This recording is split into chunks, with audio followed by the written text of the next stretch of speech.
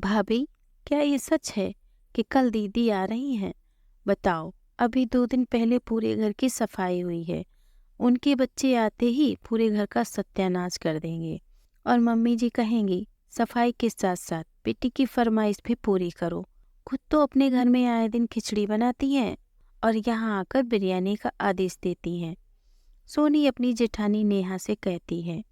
नेहा बोली, सोनी, शादी करके जब लड़की दूसरे घर जाती है तो वहाँ हर रिश्ते का अलग अलग रूप और रंग मिलता है।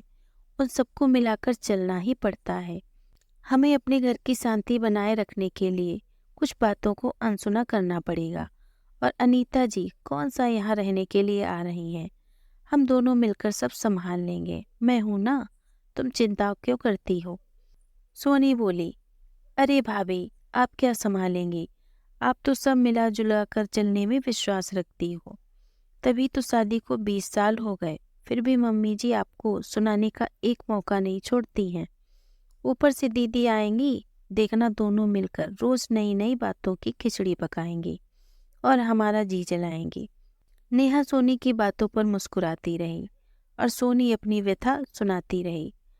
3 घंटे बाद शाम हो गई। सोनी अपने कमरे में आराम कर रही थी।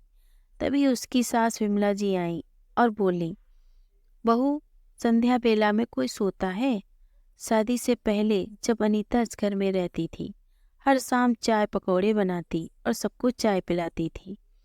एक तुम हो कि अपनी सारी जिम्मेदारी जेठानी पर डाल देती हो, और वो है कि तुम्हें जानबूझकर आलसी बना रही है ताकि जब तुम्हें जरूरत पड़े तो तुम उसका मुंह ताकती रहो। सोनी बोली, मम्मी जी, क्या सच में शादी के पहले दीदी इतना काम करती थी? क्योंकि जब मैं उनके घर गई थी तब तो शाम के 6 बजे तक वो सोती थी। यहाँ तक कि उनके सास ससुर को भी मुझे या नंदोई जी को चाय बनाकर देना पड़ता था। और जहाँ तक बात भाभी की है, वो हर रोज मुझे कुछ न कुछ सिखाती हैं। आप भाभी और मेरी बात तो रहने दीजिए। आप चलिए, मैं सबके लिए चाय बनाती हूँ। सब चाय पी रहे थे। विमला जी मनोज को बोली, पता है तुम्हारे भांजे और भांजी तुम्हारी तारीफें करते नहीं थकते। कह रहे थे इस बार मामा के घर जाएंगे तो खूब सॉरी शॉपिंग करेंगे।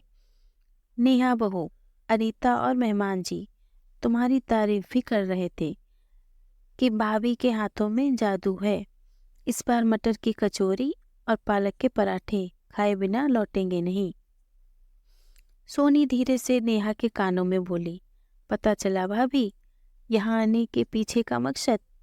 अब दिन रात हम लोग रसोई में ही रहेंगे। दूसरे को बुलाओ तो खिचड़ी खिलाओ, और यहाँ मटर की कचौरी और पालक के पराठे का प्लान है। मैं तो सोच रही हूँ कि बीमार पड़ जाती हूँ।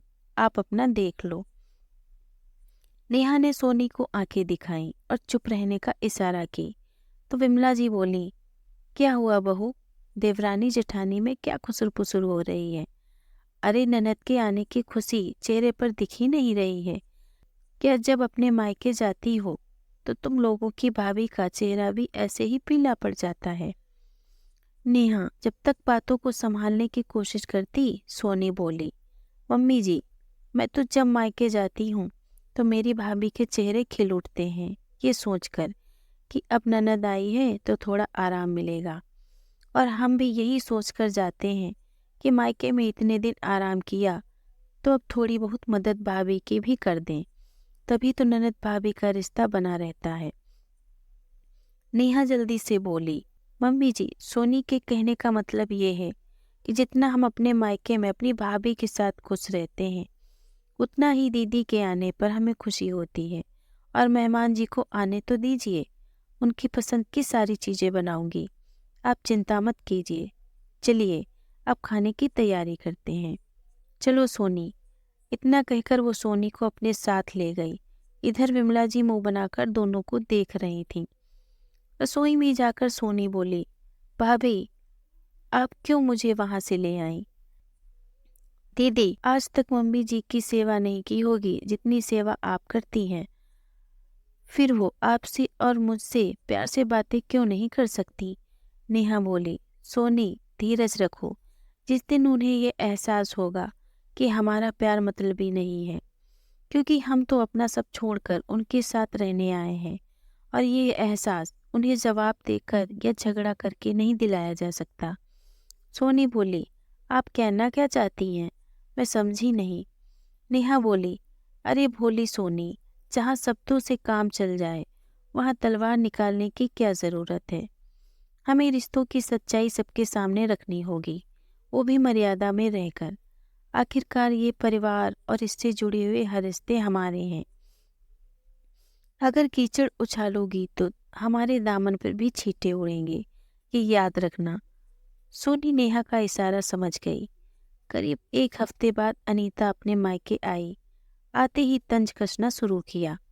भाभी, क्या इतनी भी फुर्सत नहीं मिलती कि अपनी ननद का हाल चाल ही पूछ लें? अपने मायके तो कभी फोन करना नहीं भूलती होंगी। विमला जी बोली, सही कह रही हो, वो तो मैं ही हूँ इस घर में जो दिन रात तुम्हें याद करती हूँ, वरना तो दिन भर दोनों के हाथ में फोन रहता है। नेहा मुस्कुराकर बोली, दीदी आप हमें खुद को बोलने कहाँ देती हैं जो फोन करके आपको याद करें। कोई एक दिन ऐसा नहीं जाता जब मम्मी जी आपकी बात नहीं करती हैं। और मम्मी जी, कभी हमारा भी पक्ष लेकर देखिए, निराशा हाथ नहीं लगेगी। सोनी चाय पानी लेकर आई तो अनीता बोली, बस चाय पानी से ही काम चलाओगी? जब हमारे घर आई थी तो कितनी खातिरदारी हुई थी, क्या भूल गई?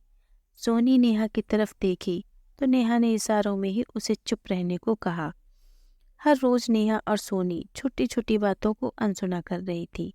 जो सास कुछ रोज पहले खाने के टेबल पर प्यार से बातें करती थी, वो ननद के साथ मिलकर खाने में भी नुक्स निकालने लगी थी। 2 दिन बाद नेहा ने मटर की कचौरी बनाई। नंदोई ने खूब तारीफ की तो अनीता बोली, भाभी आप तो हमेशा बस अपने मायके जाती हैं, हमारे घर पर तो आती ही नहीं है। सोनी आई थी, पूछिएगा जरा हमने कितनी खातिरदारी की थी। सोनी मुस्कुराकर अनीता के पति को बोली, मेहमान जी, याद है ना हर शाम में दीदी को सरदर्द हो जाया करता था और फिर हमें खाना बनाना पड़ता था। इतना कहकर दोनों हंसने लगे, जिसकी वजह से मेहमान जी को पत्नी की डांट झेलनी पड़ी। 2-3 दिन तक नेहा और सोनी घर भी संभालती और नए नए व्यंजन भी बनाकर खिलाती थी। मौसम बदल रहा था, ऊपर से अनीता के बच्चे घर में भी धूल मिट्टी ले आते थे। सोनी को धूल से एलर्जी थी, उसकी तबीयत खराब हो गई। फिर सारा काम नेहा पर आ गया, वो तो विमला जी को भी चिंता होने लगी। अनीता बोली, माँ ये सोनी ज़्यादा ही नाजुक बनती है, बस काम चोरी का बहाना है और कुछ नहीं, तुम ज़्यादा परेशान मत हो। नेहा ने जब अनीता की बात सुनी तो विमला जी से बोली, मम्मी जी आपको याद है पिछले महीने जब आपको बुखार हुआ था, कभी मैं तो कभी सोनी आपके सिरहाने बैठी रहते थे। फिर आज उसकी तकलीफ दूसरों के साथ क्या आपको भी बहाना लग रही है?